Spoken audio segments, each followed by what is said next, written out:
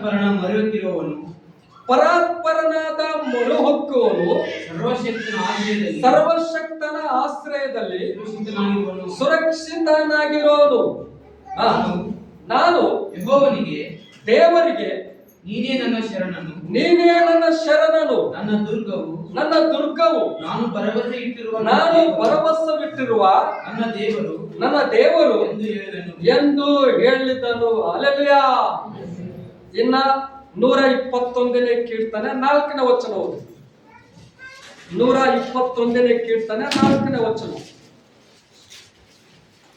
ಇಗೋ ಇಸ್ರಾಯೇಲರನ್ನು ಇಗೋ ಇಸ್ರಾಯೇಲರ ಕಾಯುವಾತನು, ಇಸ್ರಾಯೇಲರನ್ನು ಕಾಯುವಾತನು ತೂಕಡಿಸುವುದಿಲ್ಲ, ನಿದ್ರಿಸುವುದಿಲ್ಲ.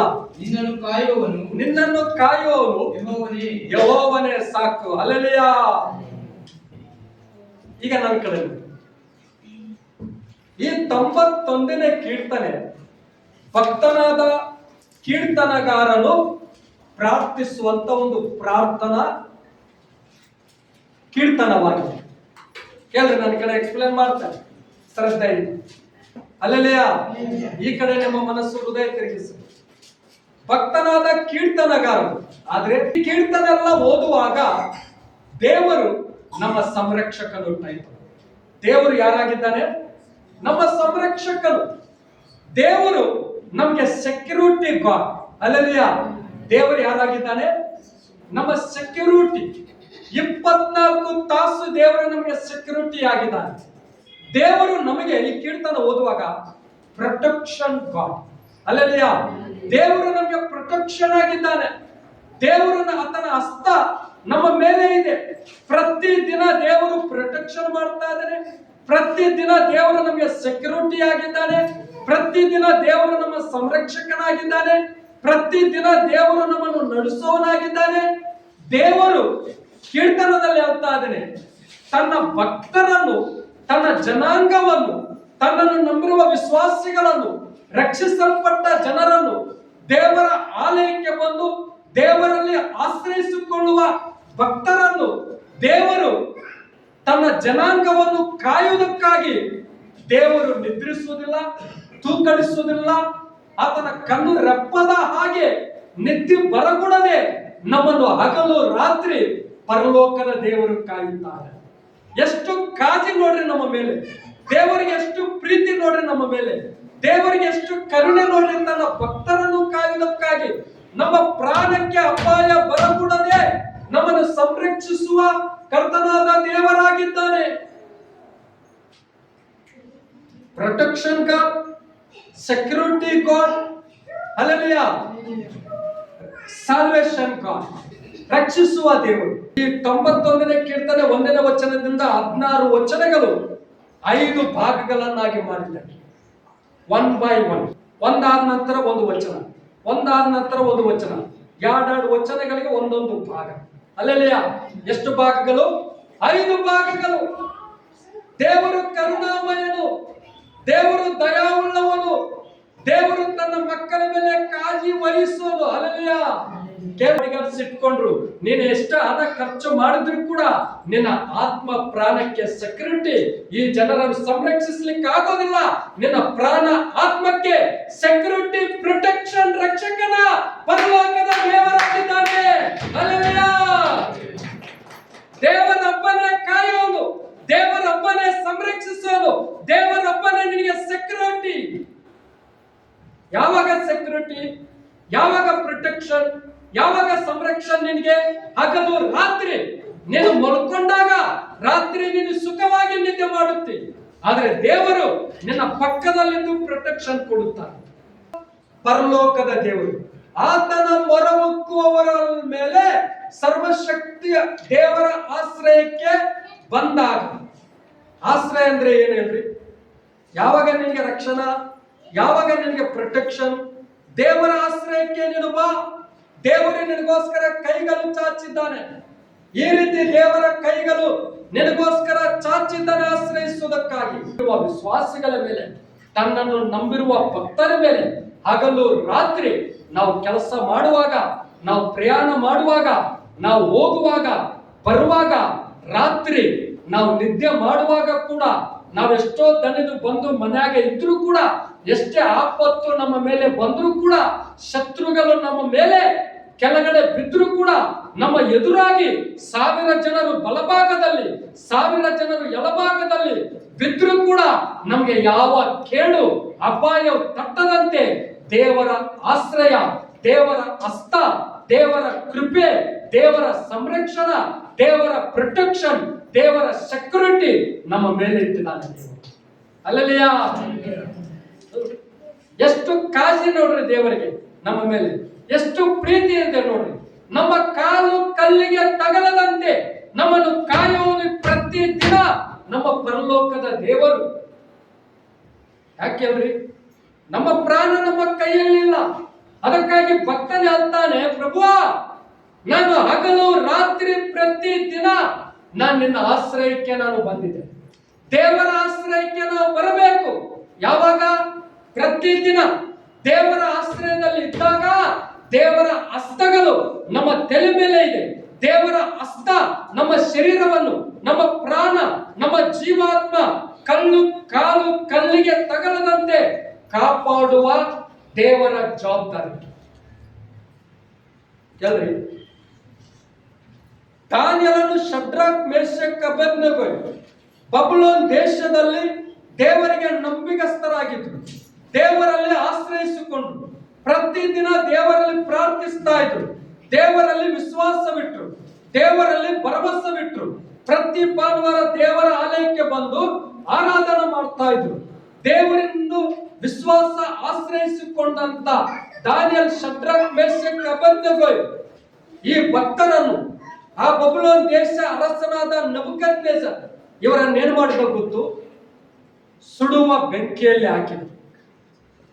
ನನ್ನ ದೇಶದಲ್ಲಿ, ಬಬುಲೋನ್ ದೇಶದಲ್ಲಿ ನೀವು ನಂಬಿರುವ ದೇವರಿಗೆ ಪ್ರಾರ್ಥನೆಗಳು ಮಾಡಬಾರದು, ಆರಾಧನೆ ಮಾಡಬಾರದು, ದೇವರ ಸಭೆಗೆ ಭಾನುವಾರ ವಿಶ್ರಾಂತಿ ದಿನ ಹೋಗಬಾರದು, ಧರ್ಮಶಾಸ್ತ್ರ ದೇವರ ವಾಕ್ಯ ಓದಬಾರದು ಅಂದಲ್ಲಿ ರಾಜ ಆಜ್ಞೆ ಕೊಟ್ಟರು ಕೂಡ ರಾಜ ಆಜ್ಞೆಯನ್ನು ತಿರಸ್ಕಾರ ಮಾಡಿ ದೇವರಿಗೆ ನಂಬಿಗಸ್ತರಾದ 4 ಮಂದಿ ಯುವಕರು, ದೇವರಿಗೆ ವಿಶ್ವಾಸಿಗಳಾದಂತ ಭಕ್ತರು, ದೇವರಲ್ಲಿ ಪ್ರಾರ್ಥಿಸುವಂತ ಭಕ್ತರು, ದೇವರಲ್ಲೇ ಆಶ್ರಯಿಸಿಕೊಂಡಂತ ಭಕ್ತರು, ದೇವರಲ್ಲೇ ನಿರೀಕ್ಷೆ ಉಳ್ಳಂತ ಭಕ್ತರು, ಒಂದು ದಿನ ಇವರಿಗೆ ಅಪಾಯ ಬಂತು. ಒಂದು ದಿನ ಪ್ರಾಣ ಅಪಾಯ ಬಂತು. ಅರಸನಿಂದ, ಶತ್ರುವಿನಿಂದ, ಬೇಟೆಗಾರನಿಂದ ಅಪಾಯ ಬಂದಾಗ ಈ ಅರಸನ ಏನ್ ಮಾಡ್ದ ಗೊತ್ತ? ಅವರನ್ನು ಸುಡುವ ಬೆಂಕಿಯಲ್ಲಿ ಹಾಕಿದ್ರು. ಸುಡುವ ಬೆಂಕಿ ಏನಾಗುತ್ತದೆ? ಸ್ತ್ರೀಯರು ಅಡಿಗೆ ಮನೆಯಲ್ಲಿ ಅಡಿಗೆ ಮಾಡುವಾಗ ಕಟ್ಕಿನಿಂದ ಆಗಲಿ, ಗ್ಯಾಸ್ನಿಂದ ಆಗಲಿ, ಸಿಲಿಂಡರ್ನಿಂದ ಆಗಲಿ, ಸ್ಟವ್ನಿಂದ ಆಗಲಿ ಸ್ವಲ್ಪ ಬೆಂಕಿ ಹೆಚ್ಚಾಗಿ ಕಾವಾದ್ರೆ ಕೈಗೆ, ಕಾಲಿಗೆ, ಕೂದಲಿಗೆ, ಚರ್ಮಕ್ಕೆ ಬಡಿದ್ರೆ, ಸುಟ್ರೆ ಎಷ್ಟು ನೋವಾಗುತ್ತದೆ ಗೊತ್ತು? ಸ್ವಲ್ಪ ಸುಟ್ರೇನೆ ಎಷ್ಟು ನೋವು. ಅದಕ್ಕೆ ಬರ್ನಲ್ ಹಚ್ಚಿ, ಅದಕ್ಕೆ ಡಾಕ್ಟರ್ ಕಡೆ ಹೋಗಿ ಟ್ರೀಟ್ಮೆಂಟ್ ತೆಗೆದುಕೊಳ್ಳುತ್ತೆ. ಅಷ್ಟು ನೋವು ಸಹಿಸಿಕೊಳ್ಳದಂತೆ ಆಗದೇ ಇರುವಂತ ಪರಿಸ್ಥಿತಿ.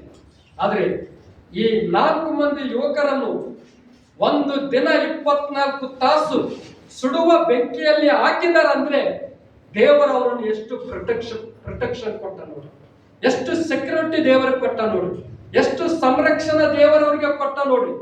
4 ಮಂದಿ ಬೆಂಕಿಯಲ್ಲಿ ನಿಂತಾಗ, ಸುಡುವ ಬೆಂಕಿಯಲ್ಲಿ, ಕೆಲವರು ಮೊಣಕಾಲೂರಿ ದಾನಿಯೇಲನನ್ನು ಬೆಂಕಿಯಲ್ಲಿ ಕೈಗಳೆತ್ತಿ ಆರಾಧನೆ ಮಾಡ್ತಾ ಇದ್ದೇನೆ, ಸ್ತೋತ್ರ ಎನ್ನುವಾಗ ಈ 4 ಜನರ ಪಕ್ಕದಲ್ಲಿ ಇಬ್ಬರು ದೇವದೂತರು ಕಾಣಿಸಿಕೊಂಡು ಅವರ ಹಸ್ತದ ಮೇಲೆ ಕೈಗಳನ್ನು ಚಾಚಿ ದಾನಿಯೇಲನ ಮೇಲೆ, ಶದ್ರಕ್ ಮೇಲೆ, ಮೇಷಕ್, ಅಬೇದ್ನೆಗೋ ಮೇಲೆ 4 ಮಂದಿ ಯವನಸ್ಥರ ಮೇಲೆ ಕೈಗಳನ್ನು ಚಾಚಿ ಅವರು ವಸ್ತ್ರ ಆಗಲಿ, ಅವರು ದೇಹ ಆಗಲಿ, ಅವರು ಚರ್ಮ ಆಗಲಿ, ಅವರು ಕೂದಲಾಗಲಿ, ಅವ್ರ ಪಾದಗಳಾಗಲಿ, ಅವರು ಉಗುರಾಗಲಿ, ಅವರು ಕೂದಲಾಗಲಿ ಸ್ವಲ್ಪ ಕೂಡ ಸುಡದಂತೆ ದೇವರು ಸುಡುವ ಬೆಂಕಿಯ ಗಂಧಕಗಳಿಂದ ದೇವರವರನ್ನು ಸಂರಕ್ಷಿಸಿದ್ದಾನೆ. ಅಲ್ಲೆಲ್ಲಾ ದೇವರವರನ್ನು ರಕ್ಷಿಸಿದ್ದಾನೆ, ದೇವರವರನ್ನು ಕಾಪಾಡಿದ್ದಾನೆ. ಅವರು ಜೀವಂತವಾಗಿ ಹೊರಗಡೆ ಬಂದಾಗ ಬಬುಲೋನ್ ದೇಶ ಅರಸನಾದ ನೆಬೂಕದ್ನೆಚ್ಚರ್ ಸಾಕ್ಷಿ ಕೊಡ್ತಾ ಇದ್ದಾನೆ, ಓ ದಾನಿಯೇಲನೇ, ನೀವು ನಂಬಿರುವ ದೇವರು ಜೀವಿಸುವ ದೇವರು, ನೀವು ನಂಬಿರುವ ದೇವರು ರಕ್ಷಕನು, ನೀವು ನಂಬಿರುವ ದೇವರು ಸರ್ವಶಕ್ತಿ ಉಳ್ಳ ದೇವರು, ನೀವು ನಂಬಿರುವ ದೇವರು ಪ್ರಾಣ ಅಪಾಯದಿಂದ ಕಾಪಾಡಿದ ದೇವರು. ಹಲ್ಲೆಲೂಯ. ಎಷ್ಟು ಕರುಣೆ ನೋಡ್ರಿ. ಅದಕ್ಕಾಗಿ ದೇವರು ತನ್ನ ಮಕ್ಕಳು ಏನ್ ಮಾಡ್ತಾನೆ, ತನ್ನ ಮಕ್ಕಳಿಗೆ ಕಾಲು ಕಲ್ಲಿಗೆ ತಗಲದಂತೆ ರಾತ್ರಿ ನಿದ್ರೆಯಲ್ಲಿ ಮಾಡುವಾಗ ಕೂಡ ದೇವರು ಏನ್ ಮಾಡ್ತಾನೆ, ತನ್ನ ಕಣ್ಣರೆಪ್ಪದಂತೆ ಕಾಪಾಡುತ್ತಾನೆ. Protection God, security. ಕೇಳ್ರಿ ಚೆನ್ನಾಗಿ, ನಮ್ಮ ಪರಲೋಕದ ದೇವರು ಸರ್ವಶಕ್ತಿ ಉಳ್ಳವನು. ದೇವರ ಸೆಕ್ಯೂರಿಟಿ ನಿನಗೆ ಇಲ್ಲದೆ ಇದ್ರೆ, ದೇವರ ಪ್ರೊಟೆಕ್ಷನ್ ನಿನಗೆ ಇಲ್ಲದೆ ಇದ್ರೆ, ದೇವರ ಒಂದು ಸಹಾಯ ನಿನಗೆ ಇಲ್ಲದೆ ಇದ್ದರೆ, ದೇವರ ಸಂರಕ್ಷಣೆ ನಿನಗೆ ಇಲ್ಲದೆ ಇದ್ದರೆ, ನೀನು ಹಣಬಲದಿಂದ, ಜನಬಲದಿಂದ, ಶಕ್ತಿ ಬಲದಿಂದ, ಸೈನ್ಯ ಬಲದಿಂದ, ಶತ್ರುಗಳ ಭಯದಿಂದ ನಿನಗೆ ಎಷ್ಟೇ ಬಾಡಿ ಗಾರ್ಡ್ ಇಟ್ಟರು ಕೂಡ ನಿನ್ನ ದೇಹ, ಆತ್ಮ, ಪ್ರಾಣವನ್ನು ನಿನ್ನ ಕೈಯಲ್ಲಿ ನಿನ್ನನ್ನು ನೀನು ಸಂರಕ್ಷಿಸಿಕೊಳ್ಳಿಕ್ಕಾಗುವುದು. ನೀನು ಎಲ್ಲೇ ಕೆಲಸದಲ್ಲಿ ಹೋಗು, ನೀನು ಎಲ್ಲೇ ಪ್ರಯಾಣ ಮಾಡು, ನೀನು ಎಲ್ಲೇ ಸೆಕ್ಯೂರಿಟಿ ಇಟ್ಕೋ, ನಿನ್ನನ್ನು ಕಾಯುವನು ಪರಲೋಕದ ದೇವರೇ, ನಿನ್ನನ್ನು ಸಂರಕ್ಷಿಸೋನು ದೇವರೇ, ನಿನ್ನನ್ನು ಕಾಯುವನು ದೇವರೇ, ನಿನ್ನ ಸಂಗಡ ಇದ್ದು ನಡೆಸೋನು ದೇವರೇ, ನಿನ್ನ ಕಾಲು ಕಲ್ಲಿಗೆ ತಗಲದಂತೆ ಕಾಪಾಡೋನು ಕೂಡ ದೇವರೇ. ಕೇಳಿ, ಮುಂಜಾನೆ ಕೆಲಸಕ್ಕೆ ಹೋಗಿ ಸಾಯಂಕಾಲ ತಿರುಗಿ ತನ್ನ ಮನೆಗೆ ಬಂದು ತನ್ನ ಹೆಂಡತಿ ಮಕ್ಕಳು ಗಂಡನ ಜೊತೆಯಲ್ಲಿ ಸುಖವಾಗಿ ಬಾಗ್ತಾ ಇದ್ರೆ ಅಂದ್ರೆ ನಿಮ್ಮನ್ನು ಕಾಪಾಡೋನು, ನನ್ನನ್ನು ಕಾಪಾಡೋನು ನಮ್ಮ ಪರಲೋಕದ ಸರ್ವಶಕ್ತಿಗಳ ದೇವ. ಅದಕ್ಕಾಗಿ ಪ್ರತಿ ದಿನ ಆತನಲ್ಲಿ ಆಶ್ರಯಿಸಿಕೊಳ್ಳಬೇಕು. ಯಾವ ದೇವರ ಆಶ್ರಯದಲ್ಲಿ. ಯಾರ ಆಶ್ರಯ? ದೇವರ ಕೃಪೆಯಲ್ಲಿ, ದೇವರ ಕರುಣೆಯಲ್ಲಿ, ದೇವರ ದಯೆಯಲ್ಲಿ. ಪ್ರಭು, ನಾನು ನಿನ್ನನ್ನೇ ಆಶ್ರಯಿಸಿಕೊಂಡಿದ್ದೇನೆ, ನಿನ್ನ ಹೊರತು ನನಗೆ ಯಾರಿಲ್ಲ ಪ್ರಭು. ಲೋಕದಲ್ಲಿ ನನ್ನ ಕುಟುಂಬದಲ್ಲಿ ನನ್ನ ಹೊರತು ಯಾರಿಲ್ಲ, ನನ್ನ ಕೆಲಸದಲ್ಲಿ ನನ್ನ ಹೊರತು ಯಾರಿಲ್ಲ, ನನ್ನ ವ್ಯಾಪಾರದಲ್ಲಿ ನನ್ನ ಹೊರತು ಯಾರಿಲ್ಲ, ನನ್ನ ಜೀವಿತದಲ್ಲಿ ನನ್ನ ಹೊರತು ಯಾರಿಲ್ಲ, ನನ್ನ ಮಕ್ಕಳಲ್ಲಿ ನನ್ನ ಹೊರತು ಯಾರಿಲ್ಲ. ನಿನ್ನನ್ನೇ ಆಶ್ರಯಿಸಿಕೊಂಡಿದ್ದೇನೆ. ಆತನ ಆಶ್ರಯದಲ್ಲಿ ನಮ್ಗೆ ಏನಿದೆ ಗೊತ್ತು? ನೆರಳಿದೆ. ಏನಿದೆ? ನೆರಳು. ಇಸ್ರಾಯೇಲರು ಮರುಭೂಮಿಯಲ್ಲಿ ಹೋಗುವಾಗ 40 ವರ್ಷಗಳು ದೇವರವ್ರಿಗೆ ಏನ್ ಮಾಡ್ತಾರೆ ಗೊತ್ತು? ಅಗ್ನಿ ಸ್ತಂಭವಾಗಿ, ಮೇಘ ಸ್ತಂಭವಾಗಿ ಅವರ ಜೊತೆಯಲ್ಲಿದ್ದು ಅವರಿಗೆ ಬೆಳಕು ಕೊಟ್ಟು ಅವರನ್ನು ಸಂರಕ್ಷಿಸಿ ಶತ್ರುಗಳ ಕೈಯಿಂದ, ಶತ್ರುಗಳ ಬಾಧಗಳಿಂದ, ಬೇಟೆಗಾರನ ಬಲೆಯಿಂದ ದೇವರು ಇವರಿಗೆ ಸಂಗಡೆದ್ದು ಬಲವಾಗಿದ್ದು, ಶಕ್ತಿವಂತನಾಗಿದ್ದು, ಧೈರ್ಯವಂತನಾಗಿದ್ದು, ಇಸ್ರಾಯೇಲರು ಕಾಲು ಕಲ್ಲಿಗೆ ತಗಲದಂತೆ 6 ಲಕ್ಷ ಇಸ್ರಾಯೇಲರನ್ನು, ಅದಕ್ಕಿಂತ ಹೆಚ್ಚಿನ ಜನಾಂಗವನ್ನು ದೇವರ ದೂತರವರು ಸಂಗಡ ಇದ್ದು ದೇವರವರು ಕಾಪಾಡಿದರು. ಎಷ್ಟು ಪ್ರೊಟೆಕ್ಷನ್ ನೋಡಿ ದೇವರು, ಎಷ್ಟು ಸಂರಕ್ಷಣೆ ನೋಡಿ. ಒಬ್ಬ ಮನುಷ್ಯನಿಗೆ ರೋಗ ಬಂದ್ರೆ ನೀನ್ ಎಷ್ಟೇ ಮೆಡಿಸಿನ್ ತಗೋ, ಎಷ್ಟೇ ಟ್ರೀಟ್ಮೆಂಟ್ ತಗೋ, ಎಷ್ಟೇ ಡಾಕ್ಟರ್ ನಲ್ಲಿ ಖರ್ಚು ಮಾಡು, ಎಷ್ಟೇ ಹಾಸ್ಪಿಟಲ್ ನಲ್ಲಿ ಖರ್ಚು ಮಾಡು, ನೀನ್ ಎಷ್ಟೇ ತ್ಯಾಗಗಳು ಮಾಡು, ನೀನ್ ಎಷ್ಟೇ ರೋಗ ಸೌಖ್ಯಕ್ಕೋಸ್ಕರ ಏನು ತಿನ್ನದೆ ಉಪವಾಸ ಇದ್ರು ಕೂಡ ನಿನ್ನ ಪ್ರಾಣ ಜೀವಕ್ಕೆ ಕಾಯುವನು ಪರಲೋಕದ ದೇವರು. ಹಲ್ಲೆಲೂಯ.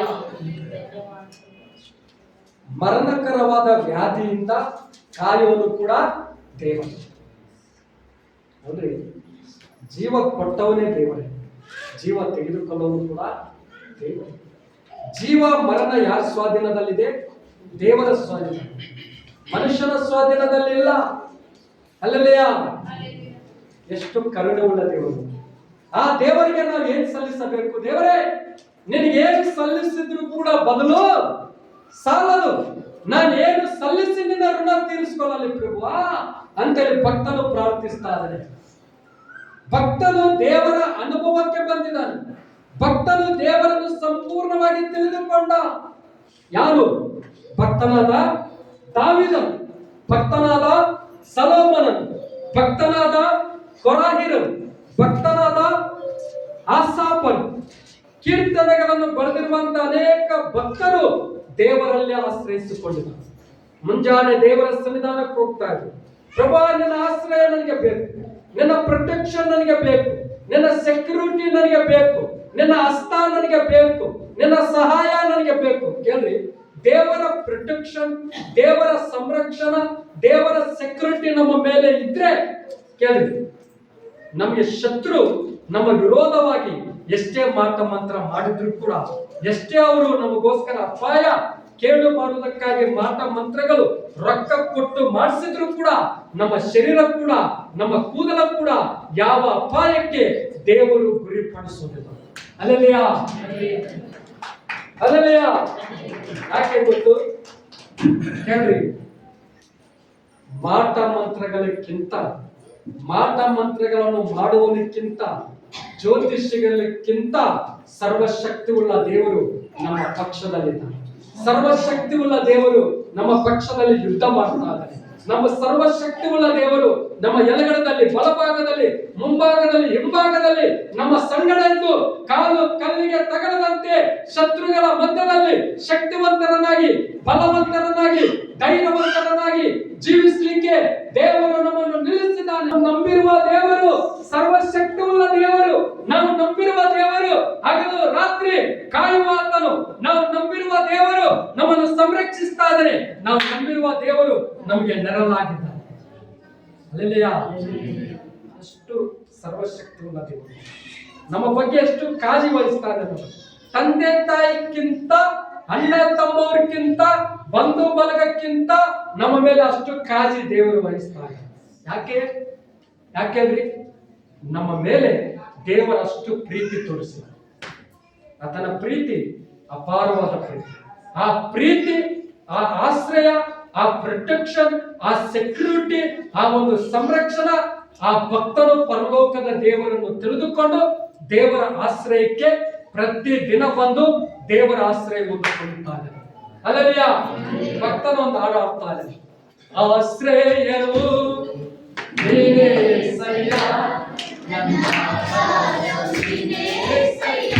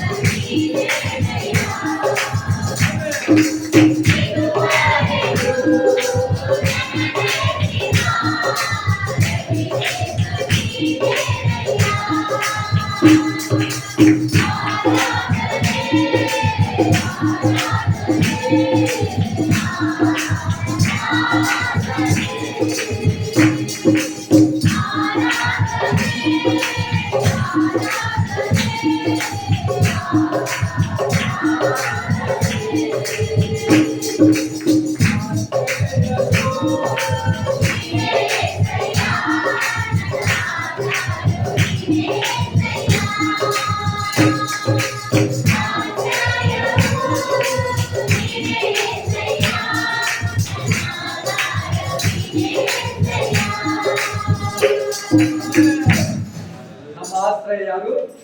ನಮ್ಮ ದೇವರು. ಅಲ್ಲಲಿಯಾ. ಆತನ ಆಶ್ರಯದಲ್ಲಿ ನಾವು ಇರೋದಾದರೆ ನಮ್ಗೆ ಯಾವ ಕೇಡು ಆಗುವುದಿಲ್ಲ, ಯಾವ ಅಪಾಯವಾಗುವುದಿಲ್ಲ.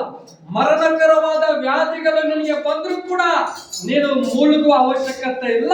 ನಿನ್ನ ಪಕ್ಷದಲ್ಲಿದ್ದು ನಿನ್ನ ಮೂಲಿಗೆ ತೆಗೆದುಹಾಕುವ ದೇವರು. ಅಲ್ಲಲಿಯಾ. ನಮ್ಮ ದೇವರು ಎಷ್ಟು ಕಾಳಜಿ ಅಲ್ಲ, ಎಷ್ಟು ಪ್ರೀತಿ ನೋಡಿ. ಅಂತ ದೇವರಿಗೆ ಎಷ್ಟು ಕೃತಜ್ಞತೆ ಸಲ್ಲಿಸಿದ್ರು ಕೂಡ ಸಾಲೋದಿಲ್ಲ. ಎಷ್ಟು ವರ್ಷಗಳು ದೇವರು ನಿನ್ನನ್ನು ಆಯುಷ್ಯ ಹೆಚ್ಚಿಸಿದ, ಎಷ್ಟು ವರ್ಷಗಳು ದೇವರ ಪ್ರೊಟೆಕ್ಷನ್, ಸೆಕ್ಯೂರಿಟಿ, ಸಂರಕ್ಷಣದಿಂದ ನಿನಗೆ ನೂತನ ಬಲ ಕೊಟ್ಟ, ನೂತನ ಶಕ್ತಿ ಕೊಟ್ಟ, ನೂತನ ಆರೋಗ್ಯ ಕೊಟ್ಟ ದೇವರ ಸಮ್ಮುಖದಲ್ಲಿ ನಿನಗೆ ಆಯುಷ್ಯ ಇದ್ರೂ ಕೂಡ ನಿನಗೆ ಯವನ ಪ್ರಾಯ ಬಲದಂತೆ ಹಾರಾಡುವ ಹಕ್ಕಿಗಳಂತೆ ಹದ್ದಿನ ರೆಕ್ಕೆಗಳಂತೆ ನಿನಗೆ ರೆಕ್ಕೆಗಳನ್ನು ಕೊಟ್ಟು ಒದಗಿಸಿ ಶಕ್ತಿವಂತರನ್ನಾಗಿ ದೇವರ ಆಲಯದಲ್ಲಿ ಆಶ್ರಯಿಸಿಕೊಂಡು ಪೂರ್ಣ ಹೃದಯದಿಂದ ದೇವರು ಮಾಡಿರುವ ಮೇಲುಗಳನ್ನು ಆರಾಧಿಸಲಿಕ್ಕೆ ದೇವರು ನಿನ್ನನ್ನು ನಡೆಸಿ. ಯಾಕೆಂದ್ರೆ ತನ್ನ ಮಕ್ಕಳು ಆತನಲ್ಲಿ ಬಂದು ಆಶ್ರಯಿಸಿಕೊಂಡು ದೇವರಿಂದ ಸಂರಕ್ಷಣೆ ಹೊಂದೋದೇ ದೇವರು ಬಯಸ್ತಾನೆ. ಅಲ್ಲದೆಯಾ, ನಿನಗೆ ಹಣಬಲ ಇದ್ರೂ ಕಾಪಾಡಿಕೊಳ್ಳಿಕ್ಕಾಗೋದಿಲ್ಲ, ನಿನಗೆ ಜನಬಲ ಇದ್ರೂ ಕಾಪಾಡಿಕೊಳ್ಳಿಕ್ಕಾಗೋದಿಲ್ಲ, ನಿನಗೆ ಶತ್ರು ಬಲ ಇದ್ರೂ ಕಾಪಾಡಿಕೊಳ್ಳಿಕ್ಕಾಗೋದಿಲ್ಲ, ನಿನಗೆ ಬಂಧು ಬಲಗ ನೆಂಟರು ಇದ್ರು ಕೂಡ ಕಾಪಾಡಿಕೊಳ್ಳಿಕ್ಕಾಗೋದಿಲ್ಲ. ಕೆಲವೊಂದು ಇದು ನಾವು ನಂಬಬೇಕು. ಅದಕ್ಕಾಗಿ ಭಕ್ತನೇ ಹೇಳ್ತಾನೆ, ದೇವರೇ ನಿನ್ನ ಸರ್ವಶಕ್ತ ಆಶ್ರಯದಲ್ಲಿ ನಾನು ಮೊರವಕ್ಕಿದ್ದೇನೆ, ಆಶ್ರಯಿಸಿಕೊಂಡು ನನ್ನ ಭರವಸೆ ನಿನ್ನಲ್ಲೇ, ನನ್ನ ವಿಶ್ವಾಸ ನಿನ್ನಲ್ಲೇ, ನಿನ್ನಲ್ಲೇ ನಾನು ಭರವಸೆ ವಿಶ್ವಾಸವಿಟ್ಟು ಧೈರ್ಯದಿಂದ ನಾನು ಜೀವಿಸ್ತಾ ಇದ್ದೇನೆ. ಧೈರ್ಯ ಮುಖ್ಯ. ಇಂದಿನಲ್ಲೊಂದು ಧೈರ್ಯ ಇದ್ದವನು ಮಾತಾಡುತ್ತಾನೆ, ಧೈರ್ಯ ಇದ್ದವನು ನಡೆಯುತ್ತಾನೆ, ಧೈರ್ಯ ಇದ್ದವನು ಶತ್ರುಗಳನ್ನು ಎದುರಾಕೊಳ್ಳುತ್ತಾನೆ, ಧೈರ್ಯ ಇದ್ದವನು ಶತ್ರುಗಳಿಂದ ಓಡಿ ಹೋಗೋದಿಲ್ಲ. ಶತ್ರುಗಳನ್ನು ಎದುರಿಸಿ ನಿಲ್ಲುವುದಕ್ಕಾಗಿ ನಮ್ಮ ದೇವರು ಸರ್ವಶಕ್ತಿ ಆಯುಧ ನಮ್ಗೆ ಅನುಗ್ರಹಿಸಿದ್ದಾನೆ. ಯಾಕೆಂದ್ರೆ ನಮ್ಗೆ ಭರವಸೆ ಇದೆ, ನನ್ನ ದೇವರು ನನ್ನ ಸಂಗಡ ಇರುವಾಗ ಯಾವ ಅಪಾಯ ಮರಣಕರವಾದ ವ್ಯಾಧಿಗಳು ನಮ್ಮನ್ನು ಮುಟ್ಟೋದಿಲ್ಲ, ಶತ್ರುಗಳ ಬಾಧೆಗಳು ನಮ್ಮನ್ನು ತಾಕೋದಿಲ್ಲ, ಯಾವ ಶತ್ರು ಭಯ ನಮಗೆ ಇಲ್ಲ. ದೇವರು ನಮ್ಮ ಸಂಗಡ ಇದ್ದ ತಿಳ್ಕೊಳ್ಳಿ. ಇನ್ನೊಂದು ಅನುಭವ ಇರ್ತದೆ. ದೇವರು ನಮ್ಮ ಸಂಗಡ ಇದ್ದ, ಶತ್ರು ನಮ್ಮನ್ನು ಕೊಳ್ಳುವುದಕ್ಕಾಗಿ ಬಂದ್ರು ಕೂಡ ನಮ್ಮ ಜೊತೆಯಲ್ಲಿ ಅವನು ಕೂಡ ಮೊಣಕಾಲು ಹೋಗ್ತಾನೆ. ಅಲ್ಲೆಲ್ಲ ಯಾಕೆ ಗೊತ್ತು? ಇವರು ಪಕ್ಷದಲ್ಲಿ ಪರಲೋಕದ ದೇವರಿದ್ದಾರೆ, ಇವರು ಸಂಗಡ ಪರಲೋಕದ ದೇವರಿದ್ದಾರೆ, ಇವರ ಅಕ್ಕಪಕ್ಕದಲ್ಲಿ ದೇವದೂತರು ಕಾಲು ಕಲ್ಲಿಗೆ ತಗಲದಂತೆ ಇವರಿಗೆ ಪ್ರೊಟೆಕ್ಷನ್ ಆಗಿದ್ದಾರೆ. ಅಲ್ಲೆಲ್ಲ ನಿಮ್ಗೆ ಗೊತ್ತಿದೆ ಇಲ್ಲ, ನಿಮ್ಗೆ ಅನುಭವ ಇತ್ತಿಲ್ವೋ? ಒಂದು ಸತ್ಯ ನಿಮ್ಗೆ ಹೇಳ್ತೇನೆ ಕೇಳಿ. ನೀವು ದೇವರಲ್ಲಿ ಪ್ರತಿ ಭಾನುವಾರ ಸಭೆಗೆ ಬಂದು ಪ್ರತಿ ದಿನ ನೀವು ದೇವರಲ್ಲಿ ಮನೆಯಲ್ಲಿ ಪ್ರಾರ್ಥನಾ ಮಾಡಿ, ಪ್ರತಿ ಭಾನುವಾರ ದೇವರ ಸಭೆಗೆ ಬಂದು ಆರಾಧನೆ ಮಾಡಿ, ದೇವರಲ್ಲಿ ವಿಶ್ವಾಸ ನಂಬಿಕೆ ಇಟ್ಟು ನೀನು ಮುಂದೆ ಹೋಗುವಾಗ ಶತ್ರುಗಳ ಮಧ್ಯದಲ್ಲಿ, ಜನರ ಮಧ್ಯದಲ್ಲಿ, ವೈರಿಗಳ ಮಧ್ಯದಲ್ಲಿ, ಬೇಟೆಗಾರನ ಮಧ್ಯದಲ್ಲಿ ನಿನ್ನನ್ನು ಕೊಳ್ಳುವುದಕ್ಕಾಗಿ ಜನರು ಬರುವಾಗ, ನಿನ್ನನ್ನು ವಿರೋಧಿಸುವುದಕ್ಕಾಗಿ ಬಂದಾಗ, ನಿನ್ನನ್ನು ಮುತ್ತಿಗೆ ಹಾಕುವುದಕ್ಕಾಗಿ ನಿನ್ನ ಕುಟುಂಬಕ್ಕೆ, ನಿನ್ನ ದೇಹಕ್ಕೆ, ನಿನ್ನ ಪ್ರಾಣಕ್ಕೆ ಶತ್ರುಗಳು ಬಂದು ಎದುರಿಸಲಿಕ್ಕೆ ನಿಲ್ಲುವಾಗ, ಸಾಯಿಸಲಿಕ್ಕೆ ನಿಲ್ಲುವಾಗ, ನಿನ್ನ ಪ್ರಾಣಕ್ಕೆ ಅಪಾಯಕ್ಕೆ ಕೇಡು ಮಾಡಲಿಕ್ಕೆ ಬಂದಾಗ ಕೂಡ ಕೇಳಿ, ಶತ್ರುಗಳು ಕೂಡ ತಿಳಿದುಕೊಳ್ಳುತ್ತಾರೆ ನಿನ್ನ ಪಕ್ಷದಲ್ಲಿ ನಿನ್ನ ಸಂಗಡ ದೇವದೂತರಿದ್ದಾರೆ. ಆ ನಂಬಿಕೆ ಹೇಗೆ ಅಂತ ಅದನ್ನು ಗೊತ್ತು ಕೇಳಿ ಚೆನ್ನಾಗಿ. ಮರಿಯಲು ಗರ್ಭಿಣಿಯಾಗಿದ್ದಾಗ ಮರಿಯಲ ಪಕ್ಕದಲ್ಲಿ ಯಾರಿದ್ರು? ದೇವದೂತರಿದ್ರು. ಎಲಿಸಬೆತ್ತು ಗರ್ಭಿಣಿ ಆಗಿದ್ದಾಗ ಎಲಿಸಬೆತ್ತು ಸಂಗಡ ಯಾರಿದ್ದ? ದೇವದೂತರಲ್ಲಿದ್ದ. ಯೋಸೇಫನು ಮರಿಯಲು ಐಗುಪ್ತ ದೇಶಕ್ಕೆ ಹೋಗುವಾಗ ಅವರು ಸಂಗಡ ಯಾರಿದ್ದ? ದೇವದೂತರಲ್ಲಿದ್ದ. ಅಲ್ಲೆಲ್ಲಾ ಯಾಕೋಬನು ಮರುಭೂಮಿಯಿಂದ ತನ್ನ ಮನೆಯಿಂದ ಲಾಬಾನನ ಮನೆಯಿಂದ ಹೊರಟು ಬರುವಾಗ, ಸಂತಾನವನ್ನು ಕರ್ಕೊಂಡು ಮರುಭೂಮಿಗೆ ಬರುವಾಗ ದೇವರು ಯಾಕೋಬನ ಸಂಗಡ, ತನ್ನ ಸಂತತಿಯ ಸಂಗಡ ದೇವದೂತರನ್ನಿಟ್ಟು ಸಂರಕ್ಷಿಸುವ.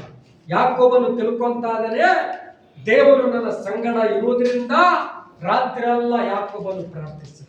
ಅಲ್ಲೆಲ್ಲ ಆ ನಂಬಿಕೆ ನಮಗೆ ದೇವರೇ, ನಾನು ನಿನ್ನನ್ನು ನಂಬಿದ್ದೇನೆ ಪ್ರಭು, ನಿನ್ನಲ್ಲೇ ನನ್ನ ವಿಶ್ವಾಸ, ನಿನ್ನಲ್ಲೇ ನನ್ನ ಭರವಸೆ, ನಿನ್ನಲ್ಲೇ ನನ್ನ ಆಶ್ರಯ. ದೇವರೇ, ನಿನ್ನ ಹೊರತು ಯಾರಿಲ್ಲ. ನಾನು ಎಲ್ಲೋದ್ರೂ ಕೂಡ ಭಯಪಡೋನು ಆತ್ಮ ಕೊಟ್ಟಿಲ್ಲ, ಧೈರ್ಯದ ಆತ್ಮ. ಅಲ್ಲಲ್ಲಿಯ ಯಾಕೆಂದ್ರಿ ದೇವರು ನಮ್ಮ ಸಂಗಡ ಇದ್ದಾರೆ. 5 ಭಾಗಗಳನ್ನು ನೋಡೋಣ, ಒಂದೊಂದು ಭಾಗ ಧ್ಯಾನಿಸೋಣ. ತೆಗಿರಿ. ಒಂದನೇ ಭಾಗ 2ನೇ ವಚನ 3ನೇ ವಚನ ಓದ್ರಿ. 3ನೇ ವಚನ 4ನೇ ವಚನ ಓದ್ರಿ. 91ನೇ ಕೀರ್ತನೆ 16 ವಚನಗಳ ತನಕ 1ನೇ ಭಾಗ 1ನೇ ಪಾಯಿಂಟ್, ಹೇಗೆ ಸಂರಕ್ಷಿಸ್ತಾನೆ, ಹೇಗೆ ಕಾಪಾಡುತ್ತಾನೆ, ಹೇಗೆ ಧೈರ್ಯ ಕೊಡುತ್ತಾನೆ, ಹೇಗೆ ಭಯದಿಂದ ತಪ್ಪಿಸುತ್ತಾನೆ. 3ನೇ ವಚನ 4ನೇ ವಚನ ಓದಿ. ನಿನ್ನನ್ನು ಬೇಟೆಗಾರನ ಬಲೆಯಿಂದಲೂ ಮರಣಕರವಾದ ವ್ಯಾಧಿಯಿಂದಲೂ ತಪ್ಪಿಸೋನು ಯಾರು? ದೇವರು. ಆತನು ನಿನ್ನನ್ನು ತನ್ನ ರೆಕ್ಕೆಗಳಿಂದ ಹುದುಗಿಸುವನು. ಆತನ ಪಕ್ಕಗಳ ಮೊರೆಯನ್ನು ಆಶ್ರಯಿಸಿಕೊಳ್ಳುವೆ. ಆತನ ಸಜ್ಜತೆಯೇ ನಿನಗೆ ಕೆಂಡವು ಗುರಾಣಿಯೂ ಆದ. ಹಲ್ಲೆಲೂಯಾ. ಈ ಭಾಗ ಏನ್ ಹೇಳ್ತಾ ಇದೆ ಚಿಂತಿಸ್ರಿ ಸ್ವಲ್ಪ. ಈ ಭಾಗ ಏನ್ ಹೇಳ್ತಾ ಇದೆ ನಮ್ಗೆ? ಆತನ ಭಕ್ತನ ಏನ್ ಹೇಳ್ತಾ ಇದೆ ನಮ್ಗೆ? ಭಕ್ತನ ಪ್ರಾರ್ಥನಾ ದೇವರಲ್ಲಿ, ಆತನ ಉದ್ದೇಶ, ಆತನ ಚಿತ್ತ. ಪ್ರಭಾ, ನನಗೆ ಯಾವ ಭಯವಿಲ್ಲದೆ, ನನಗೆ ಯಾವ ಅಪಾಯವಿಲ್ಲದೆ, ನನಗೆ ಯಾವ ಕೇಳಿಲ್ಲದೆ, ಮರಣ ಅಪಾಯ ಬಂದರೂ ಕೂಡ, ರೋಗದ ಅಪಾಯ ಬಂದರೂ ಕೂಡ ನಾನು ನಿಶ್ಚಿಂತ ಉಳ್ಳವನಾಗಿ ನಿನ್ನ ರಕ್ಷಣಾ ನಾನು ಕಾಣುತ್ತಾ ಇದ್ದೇನೆ. ದೈವಿಕ ರಕ್ಷಣೆ. ಎಂತ ರಕ್ಷಣಾ? ದೈವಿಕ salvation. God is is salvation. Hallelujah. ದೈವಿಕ ರಕ್ಷಣಾ, ದೈವಿಕ ಕೃಪೆ. ನಿಶ್ಚಿಂತನಾಗಿ ಜೀವಿಸ್ತಾ ಇದ್ದಾನೆ ಭಕ್ತನು. ಹೇಗೆ ನಿಶ್ಚಿಂತ ಉಳ್ಳವನಾಗಿದ್ದಾನೆ ಭಕ್ತನು? ಹೇಗೆ? ದೇವರನ್ನು ತಿಳಿದುಕೊಂಡ, ದೇವರ ಮೇಲೆ ಭರವಸೆ ಬಿಟ್ಟ, ದೇವರ ಮೇಲೆ ವಿಶ್ವಾಸ ಬಿಟ್ಟ, ದೇವರಲ್ಲಿ ವಿಶ್ವಾಸ ಬಿಟ್ಟು ನಡೀತಾ ಇದ್ದಾನೆ. ದೇವರಲ್ಲಿ ಭರವಸೆ ಬಿಟ್ಟು ಶತ್ರುಗಳ ಎದುರುಗಡೆ ಧೈರ್ಯವಾಗಿ ನಿಂತಿದ್ದಾನೆ.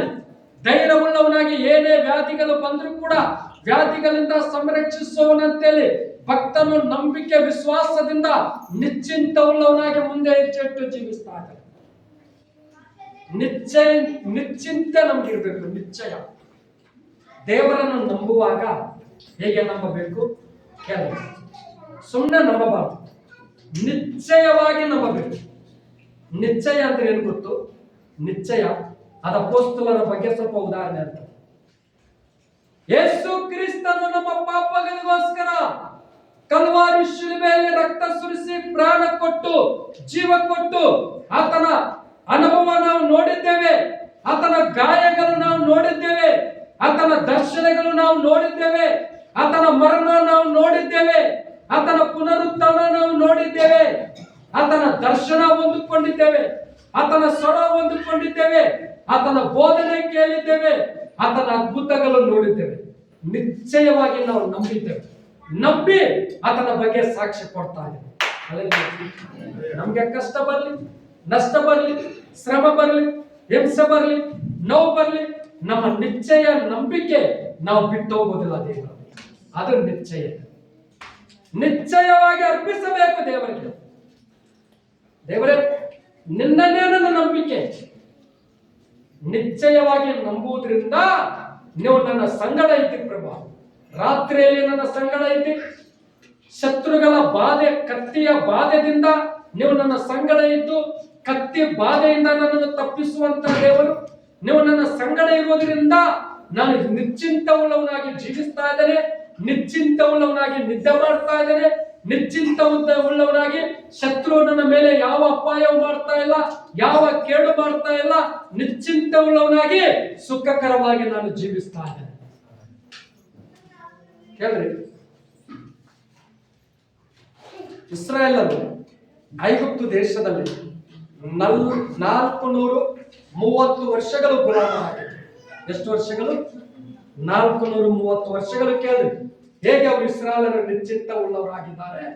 ಹೇಗೆ ದೇವರು ಬೇಟೆಗಾರನ ಬಲೆಯಿಂದ ಕಾಪಾಡಿದ, ವ್ಯಾಧಿಗಳಿಂದ ರೋಗಗಳಿಂದ ದೇವರಿಗೆ ಕಾಪಾಡಿದ, ಶತ್ರು ಬಾಧೆ ಅಪಾಯ ಇಸ್ರಾಯೇಲರಿಗೆ ಬಲಗೊಳಿಸದೆ ನಿಶ್ಚಿಂತ ಉಳ್ಳವರಾಗಿರುವುದು. ಹೇಗೆ ಅದನ್ನು ಎಕ್ಸ್ಪ್ಲೇನ್ ಮಾಡ್ತಾರೆ. 430 ವರ್ಷಗಳ ಐಗುಪ್ತ ದೇಶದಲ್ಲಿ ಇಸ್ರಾಯೇಲರು, ಐಗುಪ್ತ ದೇಶ ಅರಸನಾದ ಫರೋ ಇಸ್ರಾಯೇಲರನ್ನು ಬಾಧಿಸಿದ. 430 ವರ್ಷಗಳು ಬಾಧಿಸಿದ. ಬೇಸತ್ತೋದ್ರವರಿಗೆ ಇಸ್ರಾಯೇಲರು. ದೇವರೇ, ಇಲ್ಲಿಂದ ಬಿಡಿಸು, ನಮಗೆ ರಕ್ಷಿಸು ದೇವರೇ. ಸಾಕಿ ಬಾಧೆಗಳು, ಸಾಕಿ ಕಷ್ಟಗಳು, ಸಾಕಿ ನೋವುಗಳು. ಬೇಸತ್ತೋದ್ರು. ದೇವರು ಇಸ್ರಾಯೇಲರ ಪ್ರಾರ್ಥನೆ ಕೇಳಿ, ವಿಜ್ಞಾಪನೆಗಳನ್ನು ಕೇಳಿ ದೇವರವರನ್ನು ರಕ್ಷಿಸಲಿಕ್ಕೆ ಗುಲಾಮತನದಿಂದ ಬಿಡಿಸಲಿಕ್ಕೆ ಒಬ್ಬ ನಾಯಕನನ್ನು ಆರಿಸಿಕೊಂಡ, ಮೋಶೆನನ್ನು. ಮೋಶೆ, ನೀನು ಹೋಗು ಇಸ್ರಾಯೇಲರ ಬಳಿಗೆ, ಐಗುಪ್ತ ದೇಶಕ್ಕೆ ಹೋಗು. ನನ್ನ ಜನಾಂಗ ಇಸ್ರಾಯೇಲರ ಬಾಧೆಗಳನ್ನು ನಾನು ನೋಡಿದ್ದೇನೆ, ಅವ್ರ ಕಷ್ಟಗಳನ್ನು ನಾನು ನೋಡಿದ್ದೇನೆ, ಅವ್ರ ನೋವುಗಳನ್ನು ನಾನು ನೋಡಿದ್ದೇನೆ, ಅವರ ಅಪಾಯ ನಾನು ನೋಡಿದ್ದೇನೆ, ಅವ್ರ ಬಾನಿಸತ್ವ ನೋಡಿದ್ದೇನೆ, ಅವ್ರ ಕಣ್ಣೀರು ನೋಡಿದ್ದೇನೆ. ಹೋಗುವ ಮೋಶೆ, ಪ್ರಭು ನಾನು ಹೇಗೆ ಹೋಗಲಿ ಅಂತ ಹೇಳಿದ. ನಾನು ನಿನ್ನ ಸಂಗಡ ಇದ್ದೇನೆ, ನೀನು ಹೋಗು, ಅವರಿಗೆ ನನ್ನ ಬಗ್ಗೆ ಪ್ರಕಟಿಸು. ನಾನು ಇರುವಾತನು, ನಾನು ಪರಿಶುದ್ಧನು, ನಾನು ಸರ್ವಶಕ್ತಿಯುಳ್ಳ ದೇವರು, ನಾನು ಸಂರಕ್ಷಕನು, ನಾನು ನಿಮ್ಮನ್ನು ಬಾಧಿಸತ್ವದಿಂದ ಬಿಡಿಸುವ ದೇವರೆಂಬುದು ಪ್ರಕಟಿಸು. ಮೋಶೆ ಹೋದ, ಕೇಳ್ರಿ ಚೆನ್ನಾಗಿ. ಮೋಶೆ ಐಗುಪ್ತ ದೇಶಕ್ಕೆ ಹೋದ. ಐಗುಪ್ತ ದೇಶಕ್ಕೆ ಹೋದ ನಂತರ ಮೋಶೆ ಏನ್ ಮಾಡ್ದ ಗೊತ್ತು? ಕೇಳ್ರಿ. ದೇವರೆಲ್ಲಿದ, ಮೋಶೆ ನಿನ್ನ ಕೋಲನ್ನು ಚಾಚು. ಯಾರ ಮೇಲೆ ಚಾಚು? ನನ್ನ ಜನಾಂಗ ಇಸ್ರಾಯೇಲರ ಮೇಲೆ ಅಲ್ಲ, ಐಗುಪ್ತ ದೇಶ ಸೈನಿಕರ ಮೇಲೆ ಕೋಲು ಚಾಚು. ಐಗುಪ್ತ ದೇಶ ಸೈನಿಕರ ಕುಟುಂಬಗಳ ಮೇಲೆ ಕೋಲನ್ನು ಚಾಚು. ಐಗುಪ್ತ ದೇಶ ಅನ್ಯ ಜನರ ಮೇಲೆ ಕೋಲನ್ನು ಚಾಚು ಅಂದ. ಮೋಶೆ ತನ್ನ ಕೋಲನ್ನು ಚಾಚಿದ ನಂತರ ಏನಾಯ್ತು ಗೊತ್ತು? ಐಗುಪ್ತ ದೇಶದಲ್ಲಿ ಮನೆಗಳೆಲ್ಲ, ಲಕ್ಷಾಂತರ ಮನೆಗಳಲ್ಲಿ ಕಪ್ಪೆಗಳನ್ನು ಬರಮಾಡಿದ. ಏನು ಬರಮಾಡಿದ? ಕಪ್ಪೆಗಳು. ಎರಡನೇದಾಗಿ ಐಗುಪ್ತ ದೇಶ ಸೈನಿಕರ ಎಲ್ಲರ ಕುಟುಂಬಗಳಲ್ಲಿ ಪ್ರತಿಯೊಬ್ಬ ಜನರಿಗೆ ದೊಡ್ಡ ದೊಡ್ಡ ರೋಗಗಳನ್ನು ಬರಮಾಡಿದ, ಬೇಡವಾದ ರೋಗಗಳನ್ನು ಬರಮಾಡಿದ. ಐಗುಪ್ತ ದೇಶ ಸೈನಿಕರ ಮೇಲೆ ಮೋಶೆ ಕೋಲು ಚಾಚಿದಾಗ ಕೇಳಿ ಚೆನ್ನಾಗಿ ಮಿಡಿತಗಳನ್ನು ಬರಮಾಡಿದ. ದೊಡ್ಡ ದೊಡ್ಡ ಗಾಯವಾಗದಂತ, ಗುಣವಾಗದಂತ ಕೆಟ್ಟ ರೋಗಗಳನ್ನು ಬರಮಾಡಿದ. ದೊಡ್ಡ ಮಳೆಯನ್ನು ಬರಮಾಡಿದ, ಗಾಳಿ ಬೀಸಿದ, ಅವರ ಮನೆಗಳಲ್ಲಿ ಲೈಟ್ ಬೆಳಕಿಲ್ಲದೆ ಕತ್ಲವನ್ನು ತುಂಬಿಸಿದ. ಐಗುಪ್ತ ದೇಶದಲ್ಲಿ ಮೋಶೆ 40 ವರ್ಷಗಳು ಇರೋ ತನಕ ಅವರನ್ನು ಕಠಿಣವಾಗಿ ಬಾಧಿಸಿದ.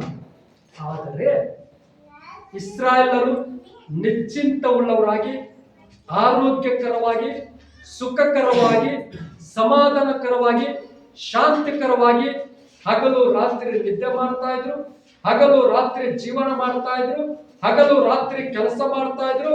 ಇವರು ಇಸ್ರಾಯೇಲರ ಮೇಲೆ, ಅವ್ರ ಮನೆಗಳ ಮೇಲೆ, ಅವ್ರ ಸ್ತ್ರೀಯರ ಮೇಲೆ, ಅವ್ರ ಮಕ್ಕಳ ಮೇಲೆ, ಆ ಇಸ್ರಾಯೇಲರ ಪುರುಷರ ಮೇಲೆ ಯಾವ ಅಪಾಯ, ಯಾವ ಕೇಡು, ಯಾವ ಅನಾಹುತ, ಯಾವ ಶತ್ರು ಬಾಧೆ ಯಾವುದು ಆಗಿರಲಿಲ್ಲ.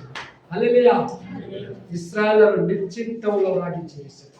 ನಿಶ್ಚಿಂತವುಳ್ಳವರಾಗಿ ದೇವರಲ್ಲಿ ವಿಶ್ವಾಸವಿಟ್ಟು, ನಿಶ್ಚಿಂತವುಳ್ಳವರಾಗಿ ದೇವರಲ್ಲಿ ನಂಬಿಕೆ ಇಟ್ಟು, ನಿಶ್ಚಿಂತವುಳ್ಳವರಾಗಿ ದೇವರಲ್ಲಿ ಭರವಸೆ ಬಿಟ್ಟು. ಕಾರಣ ಏನು ಗೊತ್ತು?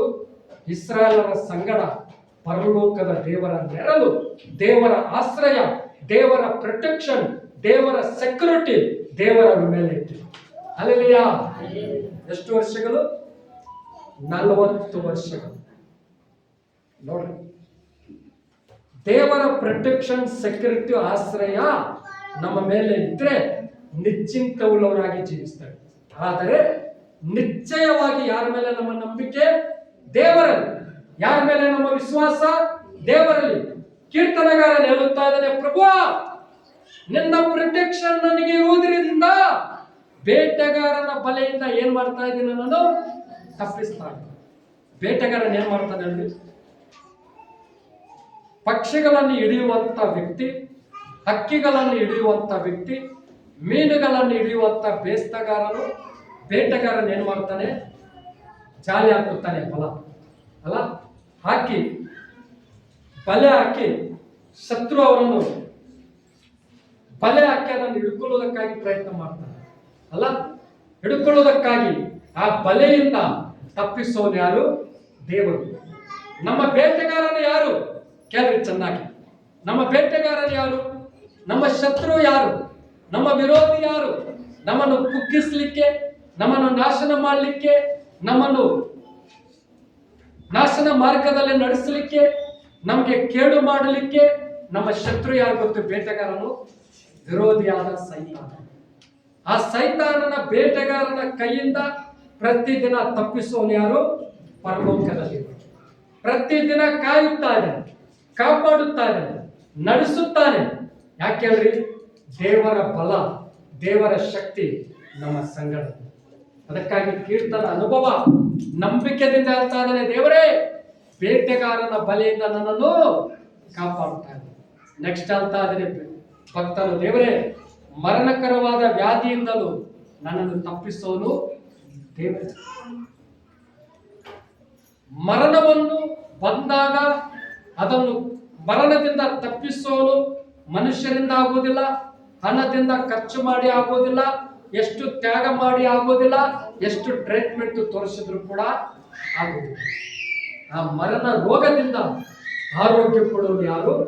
ಸರ್ವಶಕ್ತಿಯುಳ್ಳ ದೇವರು. ಅಲ್ಲೆಲ್ಲಾ ನಮ್ಮ ಆರೋಗ್ಯದಾಯಕನು ಯಾರು? ದೇವರು. ಅದಕ್ಕಾಗಿ ದೇವರನ್ನು ಈ ರೀತಿ ಆರಾಧಿಸುತ್ತೇವೆ. ದೇವರೇ ನೀನು ಯೆಹೋವ ರಾಫ, ಆರೋಗ್ಯದಾಯಕ, ಶಕ್ತಿ ಕೊಡುವ ದೇವರು, ಬಲ ಕೊಡುವ ದೇವರು. ನೀನು ಹಾಸ್ಪಿಟಲ್ನಲ್ಲಿ ಅಡ್ಮಿಟ್ ಮಾಡು, ನಿನ್ನ ಹಾಸ್ಪಿಟಲ್ನಲ್ಲಿ ಲಕ್ಷಗಟ್ಟಲೆ ಟ್ರೀಟ್ಮೆಂಟ್ ಕೊಟ್ಟು ಖರ್ಚು ಮಾಡು, ನಿನ್ನ ಮರಣ ಅಪಾಯ ಅವಸ್ಥೆಯಲ್ಲಿ ಬಿದ್ದರೂ ಕೂಡ ನಿನಗೆ ಪುನರ್ಜನ್ಮ ಕೊಟ್ಟು, ಆರೋಗ್ಯ ಕೊಟ್ಟು, ನೂತನ ಬಲ, ನೂತನ ಶಕ್ತಿ, ನೂತನ ಆರೋಗ್ಯ ಕೊಟ್ಟು, ನಿನ್ನ ದೇಹ ಯಾವ ರೋಗ ಬರಮಾಡದೆ ನಿನ್ನನ್ನು ಲೋಕದಲ್ಲಿ ಜೀವಿಸುವುದಕ್ಕಾಗಿ ಮರಣ ತನಕ ನಿನ್ನ ಆಯುಸ್ಸು ಹೆಚ್ಚಿಸಿ ಮರಣ ಬಾಧೆಗಳಿಂದ ತಪ್ಪಿಸಿ ಕಾಪಾಡುವನು ದೇವರು. ಹಲ್ಲೆಲೂಯಾ. ಅದಕ್ಕಾಗಿ ಒಬ್ಬ ಭಕ್ತನ ಈ ರೀತಿ ಆರಾಧಿಸ್ತಾರೆ, ಯೆಹೋವಾ ರಾಫಾ, ಆರೋಗ್ಯ ದಾಯಕನೇ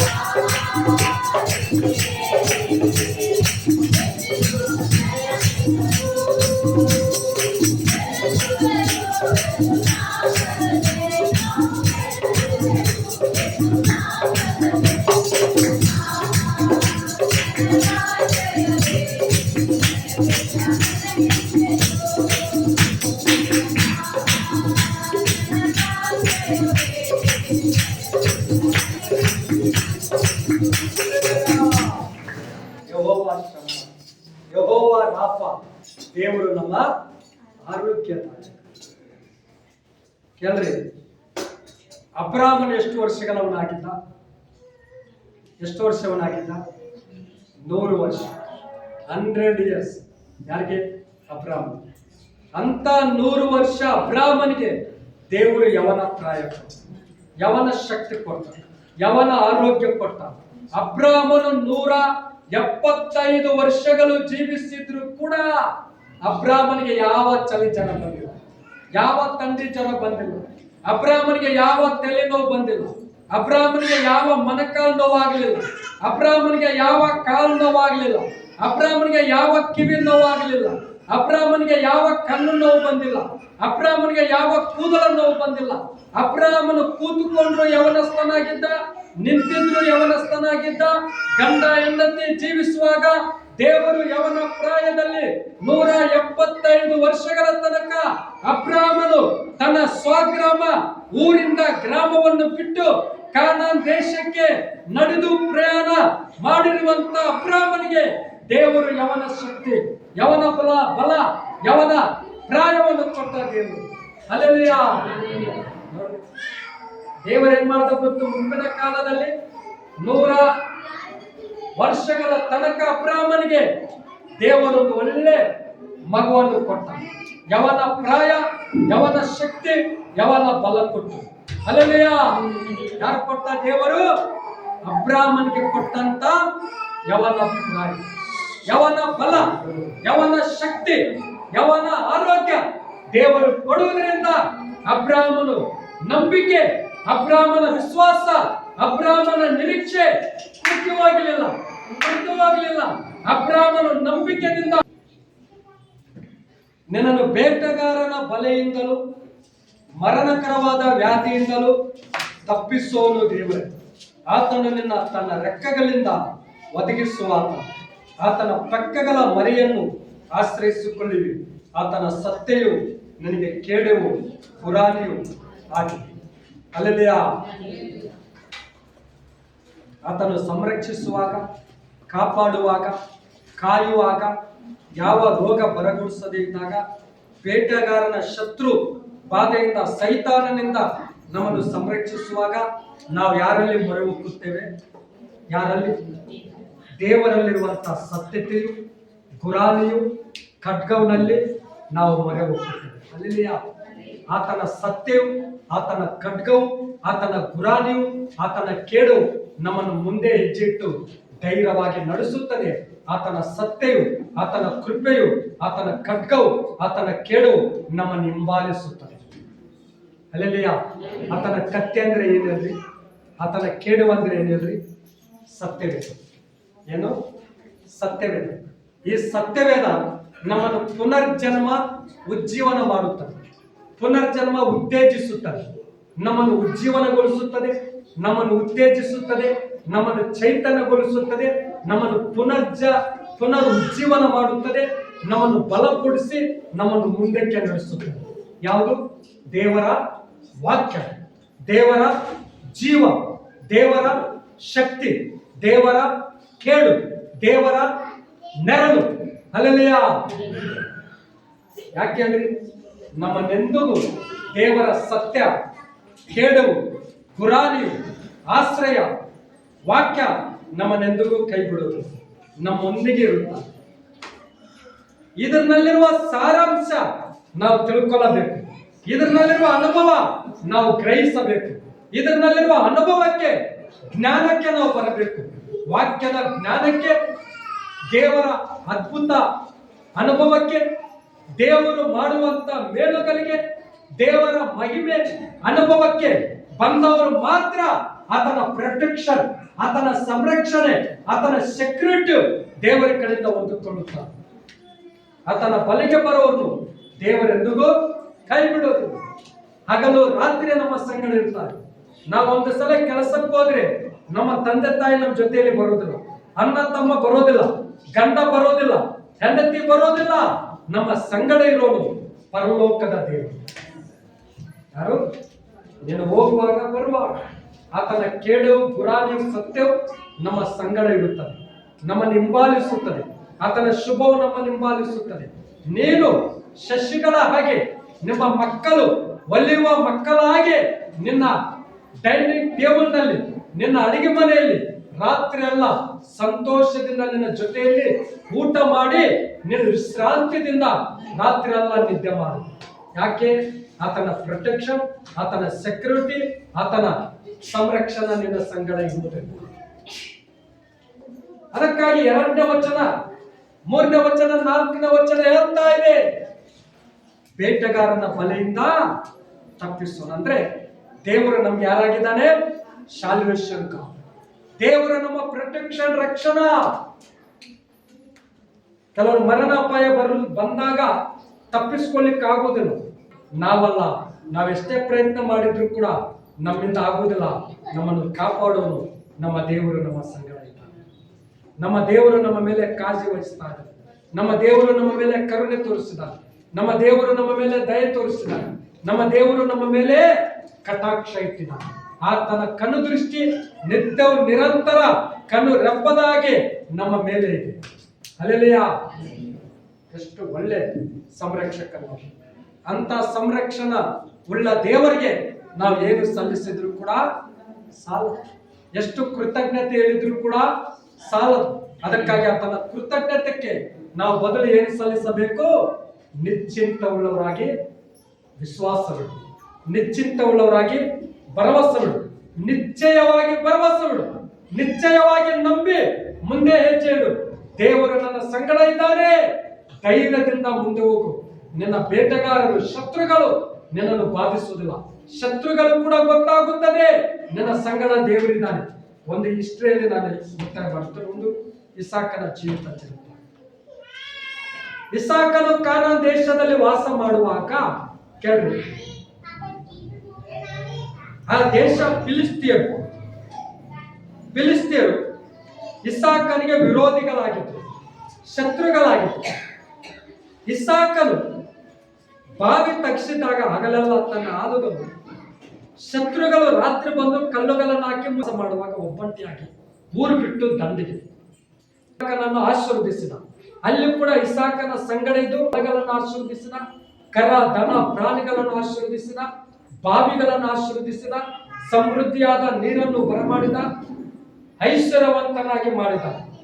ಈ ಫಿಲಿಸ್ತಿಯವರಿಗೆ ಗೊತ್ತಾಯಿತು, ಅಯ್ಯೋ ಊರು ಬಿಟ್ಟು ಹೊರಗಡೆ ಹಾಕಿದ್ರು ಕೂಡ, ಗ್ರಾಮದಿಂದ ಹೊರಗಡೆ ತಳ್ಳಿದ್ರು ಕೂಡ, ತಿರಸ್ಕಾರ ಮಾಡಿದ್ರು ಕೂಡ, ಆ ಹೊಲದಲ್ಲಿ ಹೋಗಿ ಊರು ಬಿಟ್ಟು ಹೊರಗಡೆ ವಾಸ ಮಾಡಿದ್ರು ಕೂಡ ಈತನನ್ನು ದೇವರ ಐಶ್ವರ್ಯವಂತನಾಗಿ ಮಾಡಿದಾನಲ್ಲ, ಈತನ ಅಭಿವೃದ್ಧಿ ಆಗ್ತಾ ಇದೆಯಲ್ಲ, ಈತನ ಹೊಲ ಬಿತ್ತಿದ್ರು ಕೂಡ ಫಲಭರಿತವಾದ ಫಲ ಬರ್ತಾ ಇದೆ ಅಂತೇಳಿ ಬಾವಿಗಳು ತಗ್ಸಿದ್ರು ಕೂಡ ಸಮೃದ್ಧಿಯಾದ ನೀರನ್ನು ಬರಮಾಡ್ತಾ ಇದೆ, ಈತನ ಎಲ್ಲಿ ಕಾಲಿಟ್ರು ಕೂಡ ಐಶ್ವರ್ಯವಂತನಾಗಿ ಜೀವಿಸ್ತಾ ಇದ್ದಾನೆ ಅಂತೇಳಿ ಫಿಲಿಸ್ತಿಯರು ತಿಳಿದುಕೊಂಡು ಇಸಾಕನ ಕಡೆಗೆ ಬಂದು ಇಸಾಕನ ಕೈ ಜೋಡಿ ಒಪ್ಪಂದ ಮಾಡ್ಕೊಂತಾರೆ.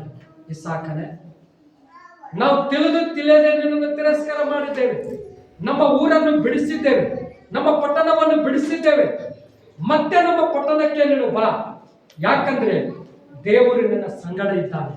ಅದಕ್ಕಾಗಿ ನೀನು ದೇವರಿಂದ ಆಶೀರ್ವದಿಸಲ್ಪಡ್ತಾ ಇದ್ದೀವಿ, ಅಭಿವೃದ್ಧಿ ಪಡ್ತಾ ಇದ್ದೀವಿ, ಶ್ರೀಮಂತನಾಗ್ತಾ ಇದ್ದೀವಿ. ನೀನು ಹೊಲದಲ್ಲಿ ಬಿದ್ದರೂ ಕೂಡ ಫಲಭರಿತವಾದ ಫಲ ಬರ್ತಾ ಇದೆ. ನಾವು ತಿಳಿದುಕೊಂಡಿದ್ದೇವೆ ನಿನ್ನ ಸಂಗಡ ದೇವರಿದ್ದು ಏಳಿಗೆಯಾಗಿ ಮಾಡ್ತಾ ಇದ್ದಾನೆ. ಅಲ್ಲೆಲ್ಲಿಯಾ ಶತ್ರುಗಳೇ ತಿರಸ್ಕಾರ ಮಾಡಿದ್ರು, ಶತ್ರುಗಳೇ ವಿರೋಧಿಸಿದ್ರು, ಶತ್ರುಗಳೇ ಕೇಡು ಮಾಡುವುದಕ್ಕಾಗಿ ಊರಿನಿಂದ ಹೊರಗಡೆ ಹಾಕಿದ್ರು. ಆದ್ರೆ ಶತ್ರುಗಳೇ ಇಸಾಕನ ಸಂಗಡ ದೇವರು ಇದ್ದಾನಂತೇಳಿ, ಇಸಾಕನ ಸಂಗಡ ದೇವರ ಆಶೀರ್ವಾದ ಇದೆ ಅಂತೇಳಿ, ಇಸಾಕನ ಸಂಗಡ ದೇವರ ಅಭಿವೃದ್ಧಿ ಇದೆ, ಇಸಾಕನ ಸಂಗಡ ದೇವರ ಕೃಪೆ ಇದೆ ಅಂತೇಳಿ ಯಾರು ತಿಳ್ಕೊಂಡ್ರು? ಇಸಾಕನ ಶತ್ರುಗಳು ಫಿಲಿಸ್ತಿಯರು ತಿಳ್ಕೊಂಡ್ರು. ನಾವು ಕೂಡ ಲೋಕದಲ್ಲಿ, ಸಮಾಜದಲ್ಲಿ, ನಮ್ಮ ಬಂಧು ಬಳಗದಲ್ಲಿ, ನಮ್ಮ ಕುಟುಂಬದಲ್ಲಿ, ನಮ್ಮ ವೈರಿಗಳ ಮಧ್ಯದಲ್ಲಿ, ಅನ್ಯ ಜನರ ಮಧ್ಯದಲ್ಲಿ ವಾಸ ಮಾಡುವಾಗ ನಮ್ಮ ಸಂಗಡ ದೇವರು ಇದ್ದಾನಂತೇಳಿ, ನಮ್ಮ ಸಂಗಡ ದೇವರ ಕೃಪೆ ಇದೆ ಅಂತೇಳಿ, ನಮ್ಮ ಸಂಗಡ ದೇವರ ಪ್ರೊಟೆಕ್ಷನ್, ಸೆಕ್ಯೂರಿಟಿ, ಸಂರಕ್ಷಣಾ ಇದೆ ಅಂತೇಳಿ, ನಮ್ಮ ಆಶೀರ್ವಾದ, ದೇವರ ಆಶೀರ್ವಾದ, ದೇವರ ಕೃಪೆ ನಮ್ಮ ಸಂಗಡ ಇದ್ದಾನೆ ಅಂತೇಳಿ ನಮ್ಮ ಅಕ್ಕಪಕ್ಕದವರು ಕೂಡ ತಿಳ್ಕೊಳ್ಳಬೇಕು. ಅಲ್ಲೆಲ್ಲಿಯಾ ನಮ್ಮ ಶತ್ರುಗಳು ಕೂಡ ತಿಳ್ಕೊಳ್ಳಬೇಕು, ನಮ್ಮ ಬಂಧು ಬಳಗ ಕೂಡ ತಿಳ್ಕೊಳ್ಳಬೇಕು. ಇವರು ಸಂಗಡ ಪರಲೋಕದ ದೇವರಿದ್ದಾರೆ. ಇವರು ನಂಬಿರುವ ದೇವರು ಪರಲೋಕದ ದೇವರು, ಇವರು ನಂಬಿರುವ ದೇವರು ಜೀವಿಸುವ ದೇವರು, ಇವರು ನಂಬಿರುವ ದೇವರು ಇವರನ್ನು ಆಶೀರ್ವದಿಸಿದ ದೇವರು, ಇವರು ನಂಬಿರುವ ದೇವರು ಇವರಿಗೆ ಎಷ್ಟೇ ಅಪಾಯ ಕೇಡು ಮಾಡಿದ್ರು ಕೂಡ ಇದುವರೆಗೂ ಸಂರಕ್ಷಿಸಿದ. ಯಾರು ತಿಳ್ಕೊಳ್ಬೇಕು ನಮ್ಮ ಬಗ್ಗೆ? ಶತ್ರುಗಳು. ನಮ್ಮ ಬಗ್ಗೆ ಯಾರು ತಿಳ್ಕೊಳ್ಳಬೇಕು? ವೈರಿಗಳು. ನಮ್ಮ ಬಗ್ಗೆ ಯಾರು ತಿಳ್ಕೊಳ್ಳಬೇಕು? ಬಂಧು ಬಳಗ. ಆ ರೀತಿ ನಮ್ಮ ನಿಶ್ಚಯವಾದ ವಿಶ್ವಾಸ, ನಂಬಿಕೆ ಇರಬೇಕು.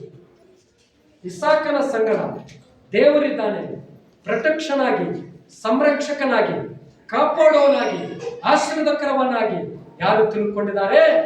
ಶತ್ರುಗಳು.